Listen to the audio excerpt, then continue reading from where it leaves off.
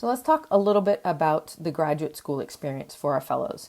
As I mentioned, there are some criteria that we look for in funding particular types of programs.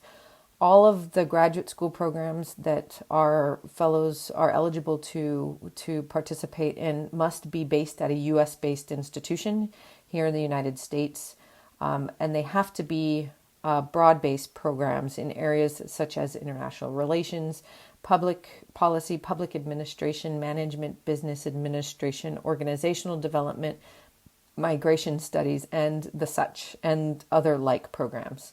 The programs do need to be 2-year programs as well.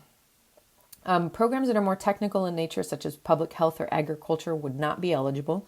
Our fellows do go in to become Foreign Service Officer Generalists, so the type of degree programs that they need tend to be less narrow in focus in terms of the discipline and broader based to provide broad-based skills for their work as Foreign Service officers.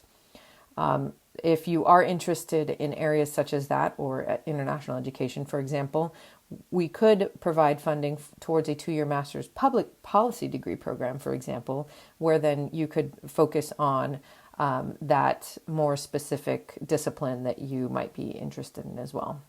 They do have to be 2-year programs, so law degrees and joint degrees that extend the programs beyond the 2 years are not permitted.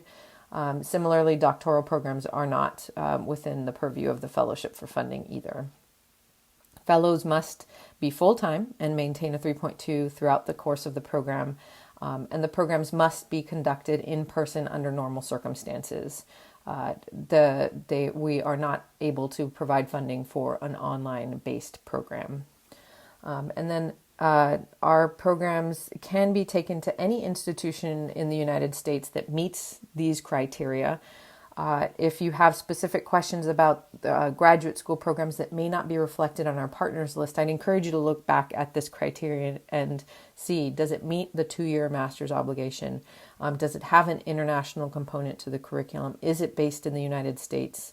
And is it completely in person? Assuming that your graduate programs meet those obligations, we will consider the funding for that particular program. I do want to mention here the importance of differences between graduate institutions. While our funding is relatively generous funding, $42,000 can go a lot further in different parts of the United States than it can in others. So if you're looking at programs in the New York and Washington, D.C. area, the cost of living is going to be much higher. And some of the institutions do also have higher tuition rates. So our funding may go further at some institutions, whereas at other institutions, it may only be a drop in the bucket. So as you're looking at graduate schools, I'd encourage you to consider a few different components or factors of what graduate school is really in line with your interest. Look at the curriculum. What are the classes that you have to take? What does your core coursework require? Is there more flexibility in the second year, or is it all pretty rigid? Check out the location of your program. Is this a place that you could see yourself in the next 2 years, for the next 2 years of graduate study? Also consider accessibility to faculty. There are some graduate programs whose faculty are much more available to meet with students than perhaps others. So as you're considering the different graduate school components, I'd encourage you to think about all of the factors that go into attending an education program over the course of 2 years.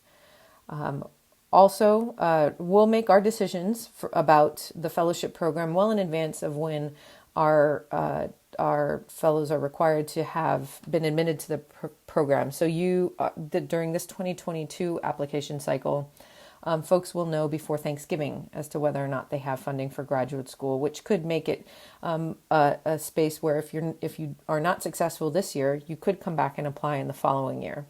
And if you are successful this year, then perhaps you might be able to apply to more graduate programs than you had initially anticipated. I do want to just emphasize one thing here is that during the application process, you do not have to know where it is that you're going. We will ask you, though, which graduate school programs you're considering. So you'll see that in the application. If you have been admitted to a program already and perhaps you're on deferral, you are also welcome to list that information in the application as well. And then just as a reminder, the U.S.-based institution component is really important. There are many more graduate programs that now have joint programs where you can do 1 year in the United States at a U.S. institution and 1 year overseas with an international institution. The important thing here to note is that your 2-year degree is coming from the same U.S.-based institution, and that the funding is being issued to the U.S.-based institution. If the program does not meet either of those two requirements, then it will be considered attending a non-U.S.-based institution, and we would not be able to support funding for that. So the application deadline for the 2022 Pickering Foreign Affairs application is due on September 22nd, 2021 at 11:59 p.m. Eastern Standard Time. You can access the materials all the way up until the deadline. You do have to submit your application in order for us to submit as final in order for us to consider your application as complete. You can submit as final any time up until the application deadline. You can also edit your application at any time before the deadline. So even though you've submitted as final, maybe you come back and you say, oh, I need to edit this one thing. You can do that. You have, again, up until midnight of the 22nd to do that. You can visit our website, and I would encourage you to, the pickeringfellowship.org website, where we have a whole host of resources, additional resources about crafting a competitive application. We will post our events here. You will also see information about clearances, obligations, and benefits laid out pretty in great detail on our website. If you do have additional follow-on questions, please feel free to email us at pickeringfellowship@howard.edu, and we will get back in touch with you within 48 hours of having received your question. You can also follow us on Twitter and Facebook, where we continually provide updates about the application, provide tips and profiles of our fellows. It is a great place to get to know our fellows and their experiences and a little bit more about what you might expect as a Pickering Fellow. Thank you again for your interest in the Pickering Fellowship program, and we look forward to receiving your application.